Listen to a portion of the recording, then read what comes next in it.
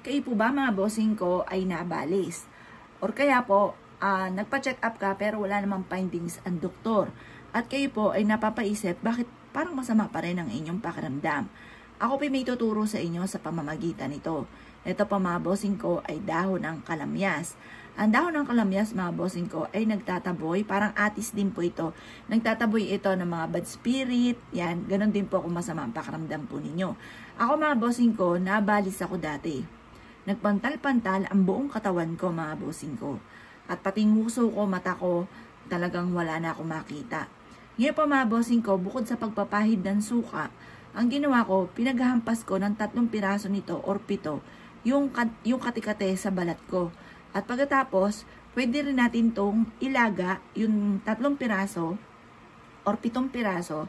At yun po, may bilang po yun ha, hindi basta nakapaglaga. At pagkatapos mga bossing, huwag yung tatakluban kapag nilaga po ninyo. Hayaan nyo po siyang naka-open hanggang sa kumulo.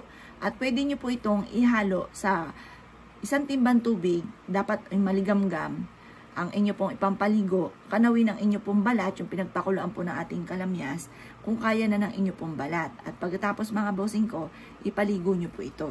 Proven po ito na napakaswerte mga bossing.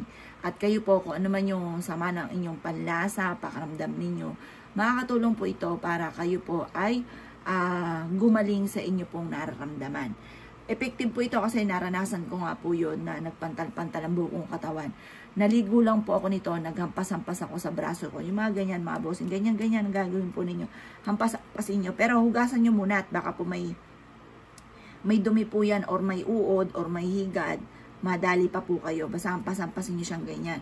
Habang ikaw ay nagwi-wish, sabihin nyo kung ano may nararamdaman kung masamang ito ay tinataboy ko na. Ganun pa mga bossing. At huwag ka rin syempre gagamit ng sana. Ngayon pa mga bossing, magpaligo ka ng ganito, magpakulo ka, pero huwag mong tatakluban kapag nagpakulo ka. Hayaan siyang kusang kumulo mga bossing ko. Kapag kakumulo na, ilagay nyo ito sa timbang tubig at ipampaligo po ninyo. Dapat yung kaya ng balat po ninyo, yung ipampapaligo nyo po dito. Proven po ito mga bossing. Ngayon, kapag gumawa ka ng ganito, nakaranas ka ng ganyan, huwag nyo muna ipagsabi. Kasi yung taong nanalbahi sa inyo, malalaman niya, kukontrahin niya kaagad dyan. Kaya dapat po mga bossing ko, walang kahit sino man ang nakakaalam. Kung gagawa ka ng ganito, isikreto nyo na lamang. Para hindi makontra, para mabilis kang gumaling. At mainam, meron kang atis or kaya po yung kalamyas sa gilid ng inyong tahanan. Kasi ayaw ng mga bad spirit ng amoy ng atis at ganoon din po ng kalamyas mga bossing. Kaya dapat meron ka sa gilid. Sa gilid lang po yan ng inyong tahanan ha, hindi pwede sa harapan. Sa gilid ng inyong tahanan. Huwag ka magpapawala sa bakuran ninyo ng atis at saka ng kalamyas. Proven po yan mga bossing ko na nagtataboy ng bad spirit.